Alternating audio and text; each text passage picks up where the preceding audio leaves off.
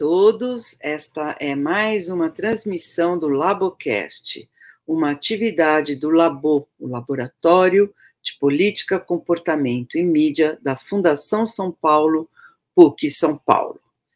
Aqui quem vos fala é Danite Pondé, eu sou psicanalista e vou aqui chamar para o tema de hoje, que vai ser a melancolia da espécie, os pesquisadores do grupo da crise do amadurecimento na contemporaneidade, e aqui estão eles, é Ricardo Prado, que é filósofo e psicanalista, e Paula Lobo, uma psicóloga e nossa correspondente nos States. Então, bom dia, né? Bom dia a vocês. Hoje a gente tem um tema, né, super bacana, que é a melancolia da espécie. Gente, só falar de melancolia, eu não tenho como. Eu já vou direto para o filme.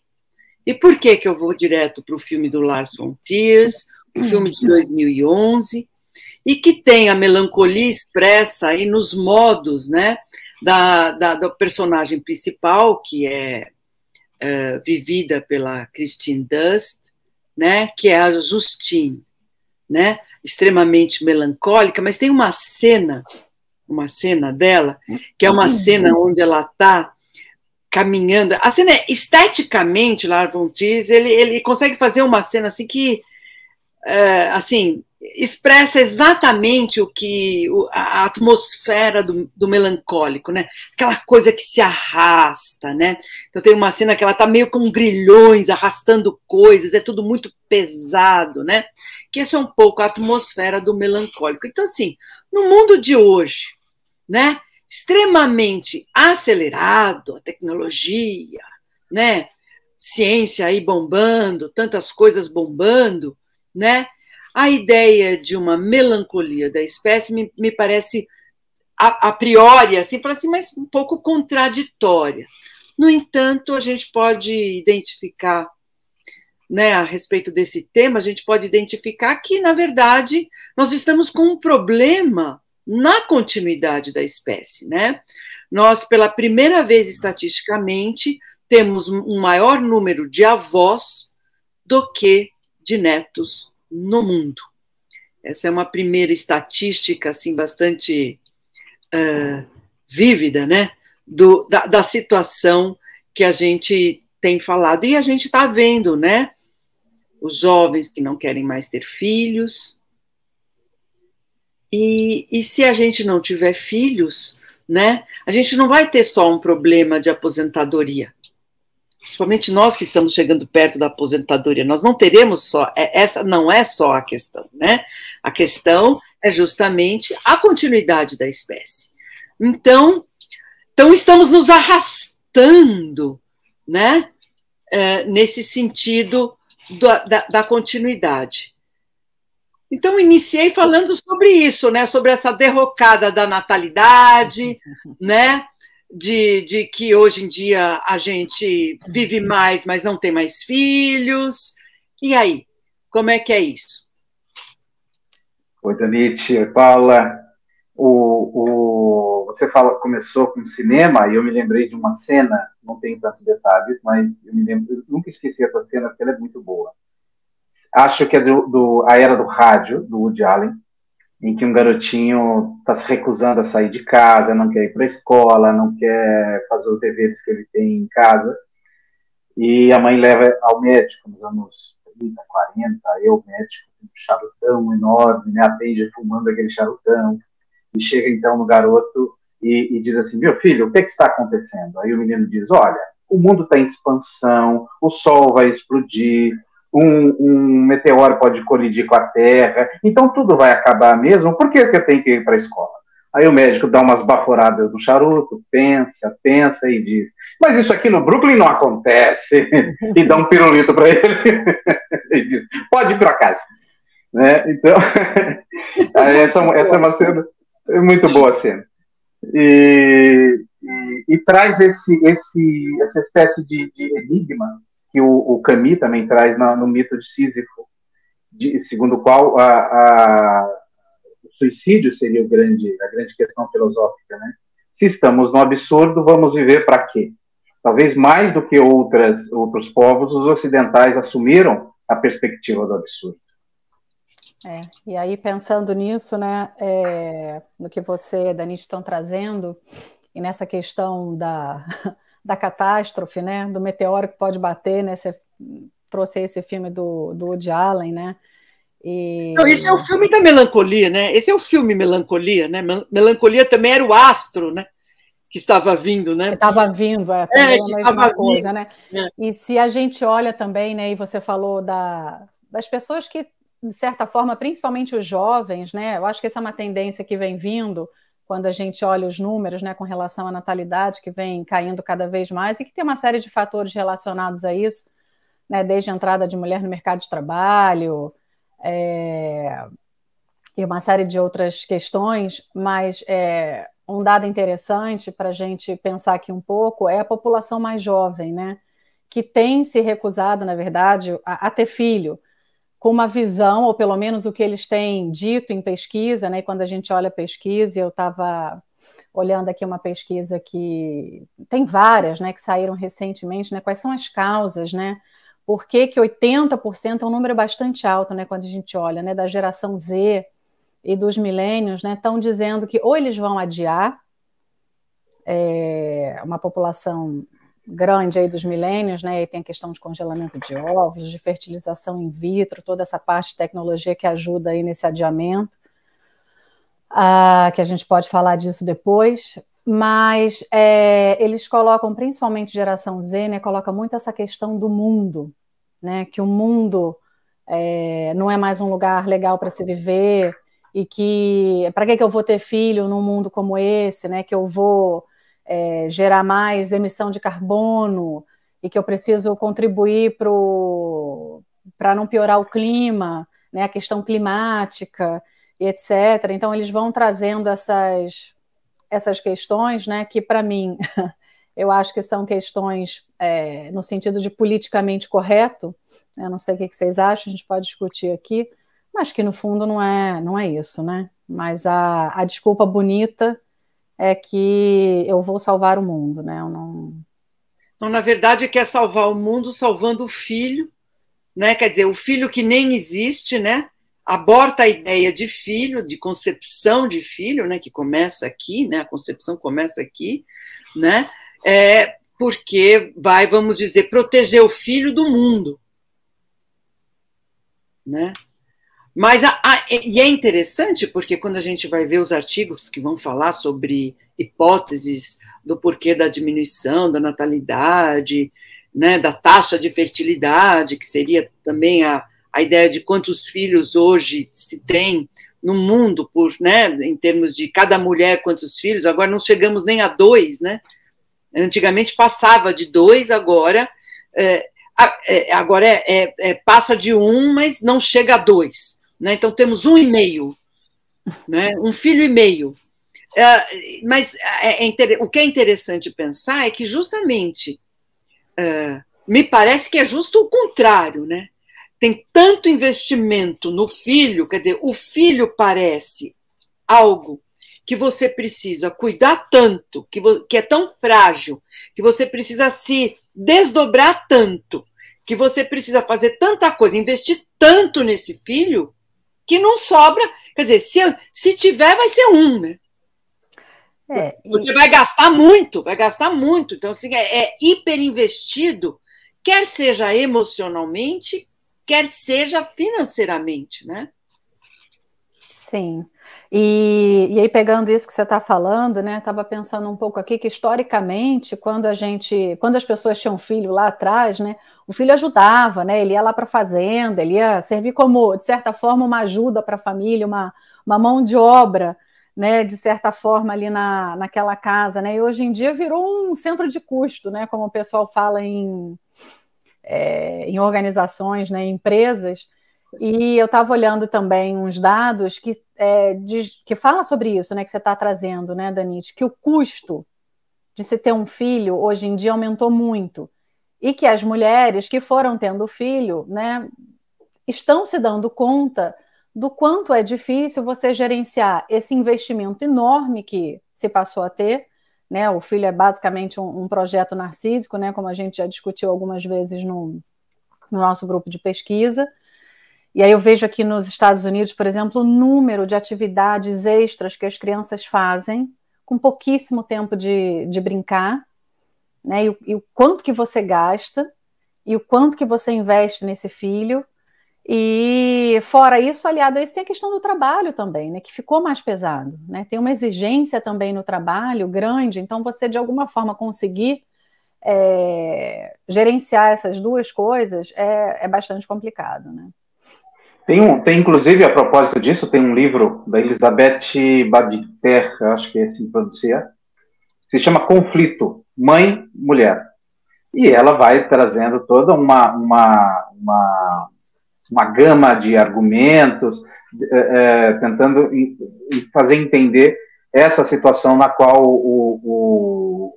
a filiação, maternidade, etc., passam a ser algo extremamente difícil. Né? Inclusive, ela tem um capítulo muito interessante em que ela fala de uma greve de fertilidade, como se fosse um movimento, ela até fala, um surdo movimento de anulação da maternidade. Aí ela vai dando número do quanto caiu em vários países da Europa, Japão.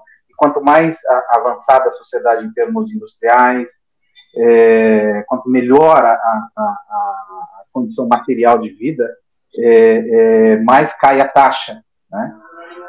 E aí, se for pensar em outro francês, como o Houellebecq, talvez a gente venha mesmo a herdar, vão todo mundo ler o Alcorão, porque aí, do lado contrário, muçulmanos têm muitos filhos, né? Não, então, ortodoxos... Só a religião salva. Né? Não, mas os ortodoxos, de uma forma geral, quer sejam ortodoxos cristãos, ou quer sejam judeus ou muçulmanos, na verdade, a ideia é uma espécie de... Bom, começa por aí, né? Não é uma coisa assim que você vai escolher. É crescei e multiplicai-vos, né? Então, eles seguem à risca essa ideia e não existe a ideia de contracepção, de um livre-arbítrio feminino, né, Ricardo? Você está falando essa ideia de que a mulher escolhe, né? Paula também estava falando assim, a mulher escolhe, né? Quero, não é uma obrigação. Nessas comunidades mais religiosas, existe a obrigação, né? Existe a fertilidade, é importantíssima, né? Inclusive, no judaísmo existe um filme muito controverso, muito polêmico, chamado Kadosh, onde a mulher não consegue engravidar, mas, ao mesmo tempo, ela vai escondida fazer exames ginecológicos para saber qual era o problema que ela tinha, né? Mas ela ia, e ela soube que o problema não era, ela estava totalmente apta a ter filhos, né? Mas o marido não fazia o exame. E aí toda a comunidade em questão fala que ele precisa se divorciar dela porque ela é incapaz de lhe dar um filho. Bom, e essa é a história, o pano geral desse filme, né? Mas você vê, impressionante, né? Mas nós estamos falando isso. Agora, disso que você estava falando, Ricardo, você vê, parece uma contradição. Quem não tem dinheiro, então, né, esperaria-se uma razão proporcional, né? Eu não tenho dinheiro, eu não tenho condições, vou ter menos filhos. Não. A natalidade continua dentro de um plano maior nas populações mais pobres, em todos os sentidos, né? E, na verdade, começa a ficar rara, né? Rareia nas populações mais desenvolvidas, né? Eu acho que a propósito disso, tem um trabalho do Frank Furedi que se chama Como Funciona o Medo. Eu acho que é esse o título. Como Funciona o Medo. Entre tantas articulações que ele faz a articulação entre moralidade e medo. Porque, como você lembrou aí, né, comunidades mais, digamos, que se organizam de forma mais tradicional, aquilo que se diz como bem e como mal, como é muito claro, as regras sobre o bem e o mal são muito claras, o medo ele vai funcionar a partir de uma sinalização muito clara. No entanto, nas sociedades que derrubaram as demarcações mais explícitas sobre o que é o certo e o que é o errado, nessas comunidades é o próprio medo quem define qual é a moralidade de uma ação, né? Então, se eu não tenho a sinalização, então eu tenho que criar, é o medo que vai me dizer se eu devo fazer ou não devo fazer. Ou seja, deve me assustar muito, assusta muito ter filho? Se isso não era uma questão para tradicionais, para mim pode ser, e de fato deve assustar mesmo, e assusta todo mundo. No entanto, esse medo é quem conduz a escolha do sim e do não. E isso até me faz pensar numa outra coisa que a Dani mencionou sobre o paradoxo, né, de se fazer tudo por um filho, uma espécie de um narcisismo que não termina. Eu estava me lembrando do Freud, que dizia que a relação dos pais com as crianças, né, num texto sobre o narcisismo, é justamente a projeção daquilo que dava a sensação de completude dos pais sobre as crianças, né, que por um tempo iriam fazer com que a própria criança tivesse acesso à construção do seu próprio narcisismo, né? Então, quando se tem uma rejeição à ideia de maternidade e paternidade, talvez o que esteja acontecendo seja a abolição do próprio narcisismo, né? Ou seja, o que está se recusando não é exatamente o filho, mas recusando-se a ideia de ter filho, né? Recusando a própria sensação de completude que talvez nunca tenha tido e por isso não pode passar adiante. Aí uma espécie de medo de integração, né, nesse sentido, né, Ricardo? É viver parcialmente. Por isso que eu acho que essa ideia de melancolia da espécie, ela é forte, porque não é só uma questão, e a gente estava falando, a Paula estava falando da geração Z, porque não é só uma questão da retirada, no bater em retirada nas questões de ter filhos ou não. Não é só nisso, está batendo em retirada de várias coisas, né? Por exemplo, está batendo em retirada em relação a sair de casa, geração Z, né? Quer ficar sempre no familiar, está batendo em retirada numa série, em dirigir, né? Isso que a gente viu com a Twenge, né? Lendo a Twenge, tem marcadores do quanto essa geração está batendo em retirada do mundo. Quer dizer, ela nem está querendo sair muito de casa, quer ficar mais naquilo que é confortável, naquilo que conhece, né? E que não é oneroso, não desgasta. Então, você vê que não é só uma questão de filhos, também até uma questão de sexo. A geração que menos faz sexo, né? Millennials e geração Z são as gerações que menos fazem sexo, né? De acordo com uma série de pesquisas, né? E pensando aí com relação a esses fenômenos, né, que acontecem, e aí você está citando aí a Twenge, né, que fez essa pesquisa extensa aí com relação a essa retirada, né, ou esse alargamento, né, de uma adolescência, né, que nunca se transforma em vida adulta. E óbvio que você tem movimentos mais radicais, né? Estava vendo você comentou, né, Ricardo, do Japão, por exemplo. Eu me lembrei de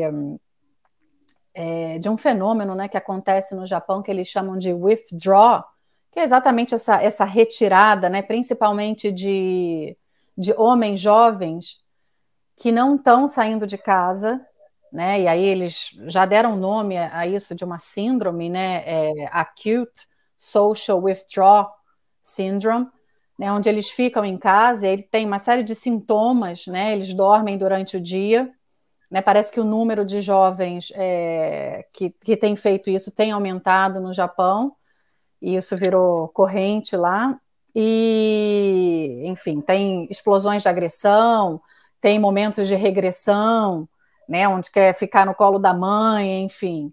Tem uma coisa assim bem primitiva, né, nesses movimentos que vão surgindo aí, meio bizarros, né, sociais. E me lembrei também de um outro movimento que tem na Coreia do Sul, que esse é um movimento mais feminista, né, falando dessas retiradas, né, onde o movimento se chama 4B, né, 4B, onde as mulheres estão se recusando, as mulheres jovens, né, elas não querem mais encontros, elas não querem mais se relacionar com homens, né, sem sexo, sem casamento e sem criança, né, e aí tem uma, inclusive, que eu estava lendo, que ela fala que o sonho dela, que ela é uma mulher hétero, mas que ela não quer se relacionar mais com nenhum homem e que o sonho dela é abrir uma casa para mulheres e viver junto com essas mulheres que não querem se casar. A gente vê... Isso é maravilhoso. Não é? Eu estava me lembrando, tem um trabalho do Max Weber que se chama As Rejeições Religiosas do Mundo, em que ele define ascetismo e misticismo e tal, né? A humanidade dá a volta e sempre chega no mesmo lugar, né? Talvez o Nietzsche tenha razão naquela história do eterno retorno. Claustro, né? Ô, Ricardo, todo mundo pro claustro. É isso, clausura total. Exatamente. Mas o que é interessante, você vê que esse exercício desse livre-arbítrio, ele acontece, na verdade, em lugares onde as condições ambientais, no sentido da estrutura social, né, do desenvolvimento, do planejamento familiar, de tudo isso, está bem enraizado. Então, econômica, cultural e socialmente, esses países estão bem. Então, seriam o que a gente poderia pensar, bom, se está tudo bem, é um sinal, né? Um sinal de um bom ambiente, né? Então, de um bom ambiente, por que eu vou abortar a missão da continuidade, né? Da minha continuidade, no meu mundo, nesse meu país, que está bom, está tudo bem, né? Eu tenho uma estrutura que me sustenta. Inclusive, isso também tem sido, na atualidade, parece que agora existe aí uma curva ascendente, estatisticamente, nos países nórdicos, não seria diferente, né? Não seria diferente. A gente tem que ficar babando, né, de inveja dos países nórdicos, porque começam agora a reverter a situação, aumentar a natalidade. Isso é um fenômeno bastante recente, né? Justamente porque as condições também têm sido melhores, não só a condição estrutural da sociedade, mas quando existem homens que compartilham, né? Então os cônjuges que participam, que dividem, isso que a Paula estava falando, né? O ônus, que antes era um ônus feminino, né? Então você tinha filhos, então isso atrapalhava a sua carreira, você ficava trabalhando de manhã, de tarde, de noite, né? Não dividia esse peso dos filhos, mas não, nesses países, uma vez que os homens estão também participando, isso tem ajudado, além de uma licença maternidade mais estendida, né? E algumas sustentações que o ambiente está provendo, mas principalmente no dia a dia, né? Essa divisão tem sido mais igualitária, tem sido fomentadora de um aumento da natalidade, né? Mas, sim, isso é um fenômeno recente, porque, ao mesmo tempo, você vê na Alemanha ainda persiste, né, essa ideia de sobrecarga, inclusive para as mulheres, né? Então, assim, essa questão da carreira, na Alemanha ainda persiste essa ideia. Eu fiquei pensando aqui, né, Danite, porque eu tive a oportunidade de morar, né, na Escandinávia, né, com filho, né? Morei na Noruega e isso que você está falando é muito visível.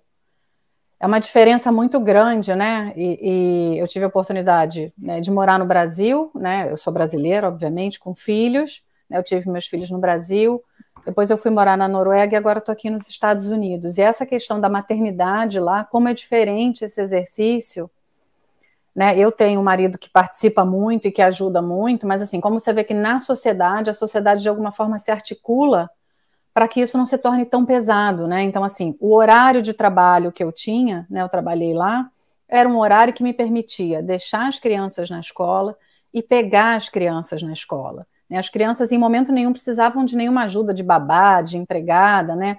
E eu e meu marido, a gente trabalhava dividindo as tarefas de casa, e tudo que você tinha lá em termos de facilidade, né, fora a licença maternidade de 1 ano, na qual ela é dividida entre o homem e a mulher, né, a mulher pode tirar 6 meses e o homem 6 do trabalho, tudo que você saía lá, enfim, você ia para os lugares, para os restaurantes, né, tudo de alguma forma tinha criança no meio, né? Até porque eles precisam, né, incentivar a questão da maternidade, aumentar a taxa de natalidade, né? As pessoas lá ganham um valor por filho que você tem de ajuda do governo, mas enfim, né? E aí, comparativamente aqui com os Estados Unidos, são 15 dias de maternidade, né? Muito cruel, né? Você pensar que você com 15 dias, um neném de 15 dias, você vai voltar a trabalhar. Então, assim, é realmente difícil. Eu me lembrei, Paula, quando você estava falando, eu me lembrei da ideia na Alemanha, que a ideia do sentimento das mulheres, que elas, de alguma forma, que era punição pela maternidade, né? A maternidade punida, né? Uma vez que as condições, em termos de trabalhos, aconteciam. Então, essa ideia. Então, você vê que nos Estados Unidos, né? Quando isso acontece, a mulher só tem 15 dias, né? Então, essa ideia de punição, né? Quer dizer, se desacelerar o plano de carreira feminino porque ela teve filhos, ou na hora da seleção, você pretende ter filhos? Então, existe na posição do mercado uma espécie de punição pela ideação, né? Pela própria concepção inicial de ter um filho. E o mercado, ele é cruel, assim, né, Danite? Ele próprio incentiva, né? Eu fui olhar, que é uma coisa que eu não estava muito acostumada, não vi isso nas organizações que eu trabalhei, porque eu trabalhei em organizações escandinavas, né? Finlandesa e depois norueguesa durante muitos anos. Mas eu vi que tem empresas, né? Isso não era um benefício que tinha nas empresas que eu trabalhei, mas eu vi que tem empresas aqui que elas oferecem o congelamento de óvulos para as funcionárias. Então, assim, é um incentivo e uma mensagem, né? Agora não. Agora não. Congele. Quanto mais você puder adiar, melhor. Né? Vai ser bom. Vai ser Acho bom. que é por isso que é só uma aparente contradição entre desenvolvimento econômico, riqueza, bens materiais, e um outro tipo de desenvolvimento que a gente poderia chamar de humano, mas cuja base é o cuidado, né? E cuidado tem mais relação com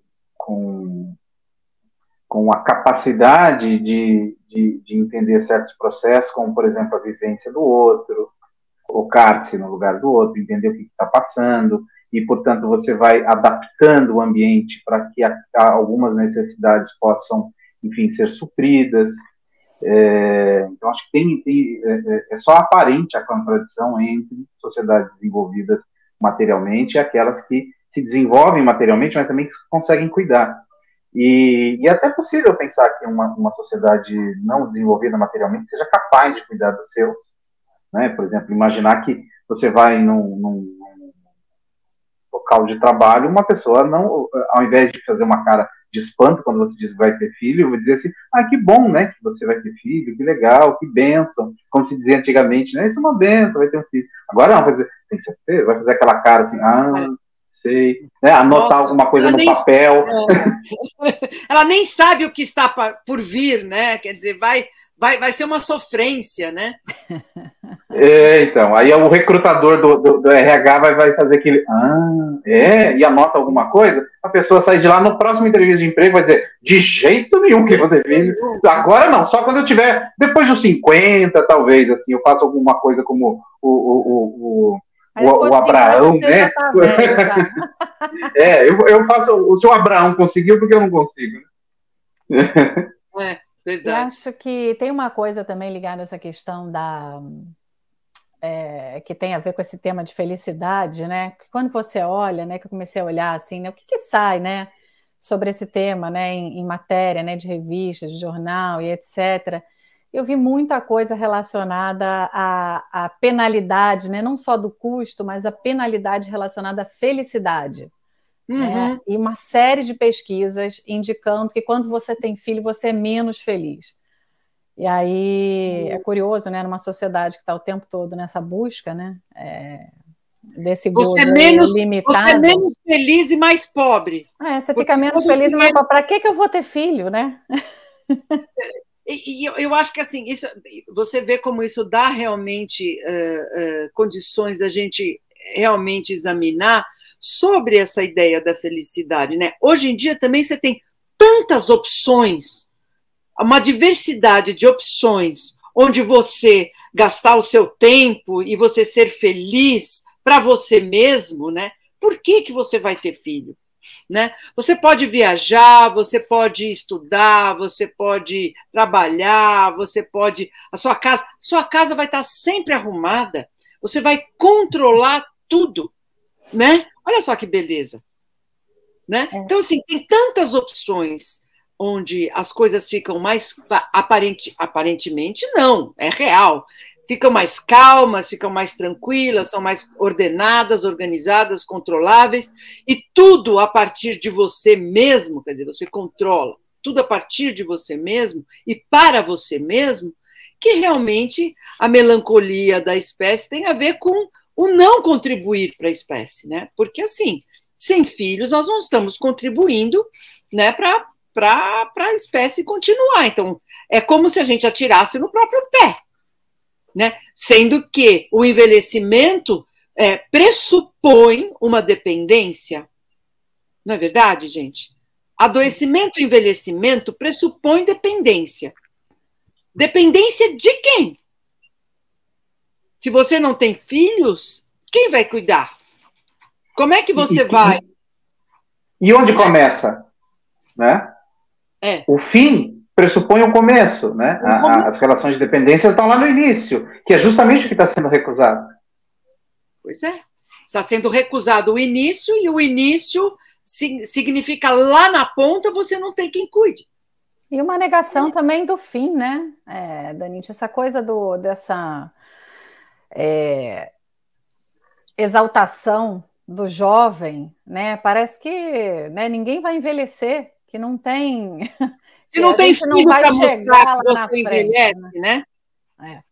Você não tem filho para mostrar que você envelhece, você é um pai, agora você assume uma responsabilidade, você tem alguém que é mais novo que está sob seus cuidados, né? Se seu filho tem filho, você é avô, né? Tem as etapas de um ciclo vital que vão passando, que vão sendo demarcadas, né? Você abole isso, né? Não existe isso.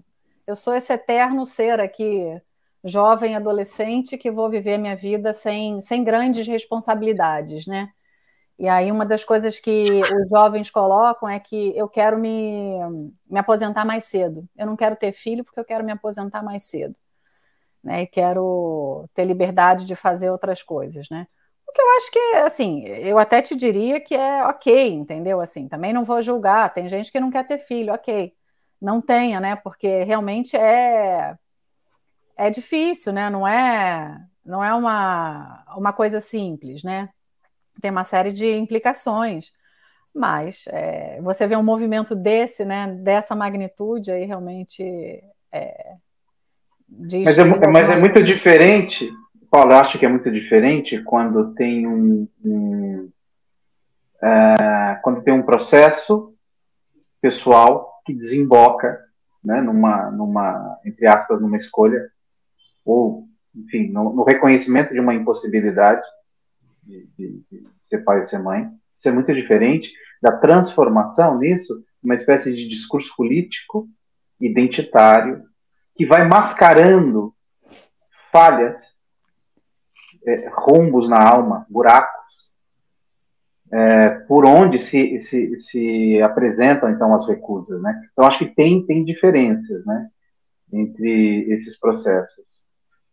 Inclusive, no caso do filme Melancolia, o que é interessante, você perceber que a Justine, né, ela tem, quando você vai e se aproxima da questão que, bom, o filme começa, um casamento, parece uma ocasião festiva, e à medida que o filme vai se desenrolando, né, você vai vendo ela caindo, né, ela não consegue sustentar essa alegria, né? Mas aí quando você vai conhecer as figuras do que são os pais dela, né? Veja, a mãe era absolutamente amarga, né? Absolutamente, ela não tinha absolutamente lugar na cabeça dessa mãe. Essa mãe só falava mal do casamento, né? O pai era absolutamente também desencanado, desatento, não. Ela tenta falar com o pai, porque ele é um pouco mais afetivo do que a mãe, mas o pai não tem tempo para dar para ela, não entende que ela está precisando de alguma coisa, né? E acaba que, é muito interessante, né, que quando ela percebe que o astro está vindo e cada vez se certifica que esse astro vai acabar com o mundo, a melancolia dela vai passando, né? Ela vai começando a ficar melhor. Ou seja, a desgraça que era internamente, né? Essa atmosfera ruim que ela tinha dentro dela, ela passa a ficar legitimada com o astro melancolia e ela começa a ter mais força, né? Porque ela acaba... aquilo que ela sempre imaginou que existisse o fim do mundo, que era o mundo dela era um mundo ruim, né? Ela acaba ficando melhor. Não era a loucura da cabeça dela, o mundo de fato vai acabar. Não era só uma profecia, né? O melancólico ele é muito profético, né? Agora, vocês veem que a transmissão, o que eu quero chamar a atenção de vocês, é porque a gente está falando do aborto do início. Então, são adultos, né, que estão transmitindo para os jovens de que ter filho é pesado, é muito pesado, é muito difícil. Como é que se diz? Um trabalho inglória, né? Quer dizer, não tem... Tem recompensa nenhuma, né? Não tem recompensa nenhuma, é muito esforço para nada, né? E, em algum sentido, é no mundo dos adultos que existe, que sai essa fala, né, transmitindo um mundo ruim, né? E eu acho alguma coisa que está sendo... eu acho que tem alguma coisa que não está conseguindo ser transmitida, né? A Paula falou desse fenômeno no Japão, né? Eu já tinha ouvido falar de outros fenômenos semelhantes, como, por exemplo, grupos de jovens que se recusam a usar a palavra, né?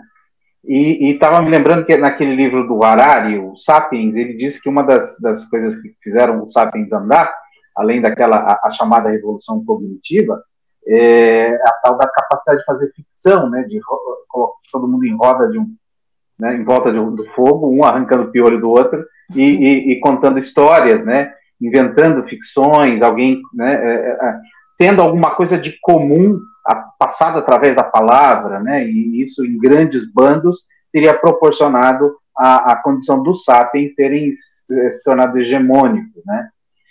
E acho que um fenômeno bastante atual é justamente quase que a impossibilidade de compartilhamento, e tem mostras desse tipo fenômeno em várias situações. É muito comum que uma pessoa, às vezes, viva num condomínio e nunca tenha falado com o vizinho. É muito comum hoje você encontrar, sobretudo, jovens, e se você morando no mesmo condomínio, você dizer bom dia, ele não te ouviu, não te viu falar bom dia, ou está com fone de ouvido, ou está em qualquer outro planeta, menos nesse. Né? Então, acho que tem um fenômeno mais generalizado e que me parece ser alguns dos desafios aí do mundo ocidental para que ele consiga ainda fazer descendentes. E acho que isso que você fala, né? Uma coisa, quando eu cheguei aqui, sempre foi uma preocupação, assim, né? Na minha cabeça, porque eu vivi num lugar, morei num prédio que tinha muita criança, né? Que a gente descia e ia brincar, e brincava na rua, e brincava no play, assim, de forma muito espontânea, né? Tipo, agora eu vou descer, agora eu subo, desço, e vai para cima, vai para baixo. Eu sempre tentei procurar espaços assim, né, para os meus filhos, né? Mas eu confesso que assim não é simples, né? Eu sempre procurei, né? Deixa eu procurar prédio que tenha criança, que tenha espaço para eles brincarem. Né? Eu reparei que realmente isso sumiu um pouco, né? E eu moro no subúrbio aqui, achei que aqui as crianças iam mais para a rua, né? Eu tinha essa expectativa. E as crianças estão muito dentro de casa. Né, elas acabam ficando muito solitárias, né? Não estou nem falando só da experiência com os meus filhos, mas eu vejo em geral aqui, né? Crianças com poder aquisitivo alto, todo mundo dentro de casa, intermediado aí pelos videogames, né? Pelas telas. E fico pensando também nessa questão dessas famílias, né? Que estão muito atomizadas, né? A gente está falando de uma baixa de natalidade, né? Cada vez esse investimento alto com os filhos, essa quebra aí dessa relação e dessa narrativa entre gerações, né, uma desvalorização, né, dos mais velhos, do conteúdo que eles têm para passar, e o quanto que isso impacta, e o quanto que fica faltando, né, essa história, né, contada, né, esse aprendizado que é levado de uma geração para outra, que cada vez a gente vai apagando mais essa história, né, do mundo nas nossas vidas, e isso vai tendo impacto, né? Não tem como não ter. Isso vai adoecendo, né? E é interessante quando a gente falou sobre o withdraw, né, essa retirada, né?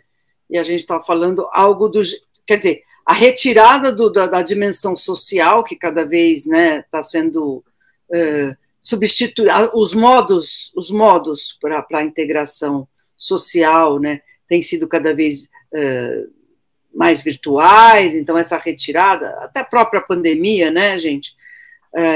Se existia já um clima de insegurança, a pandemia, e na fantasia, né, o que a Paula está trazendo, essa fantasia de um mundo mais inseguro, né, e de fato você se retirar para aquilo que é mais seguro, imagina a pandemia como foi uma coincidência nefasta, né? O Winnicott gosta muito de falar essa expressão de que as coincidências, né, quando a fantasia encontra na realidade uma confirmação, né, ela é confirmada, né, pela experiência na realidade, então isso daí faz um estrago tremendo, né? Quando a fantasia ela é negativa, e no caso o Furedi vai falar a respeito do aumento, né, da insegurança, desse sentimento de ameaça, esse sentimento de insegurança. Um adulto se aproximar de uma criança para fazer um afago, hoje em dia é quase pedofilia, gente. Aqui nos Estados Unidos, então, eu tomo cuidado, porque às vezes eu vejo um nenenzinho pequenininho e eu começo, né? Tem pai que olha de cara feia para mim, né? Falou, opa, passei de algum limite, né? Não. Definitivamente os latinos são mais assediadores, né, dentro da concepção deles, né, porque querem são mais abertos, né, querem se relacionar, né,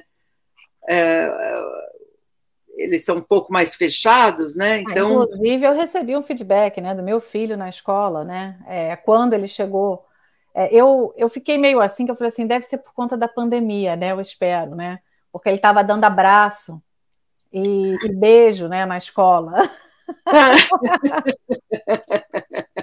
Um assediador. Uma tentativa de se relacionar, né? Não falava o inglês, né? Enfim, estava tentando alguma outra forma de interagir com as crianças ali na escola, né? E ele é bem carinhoso, né? Esse meu mais novo.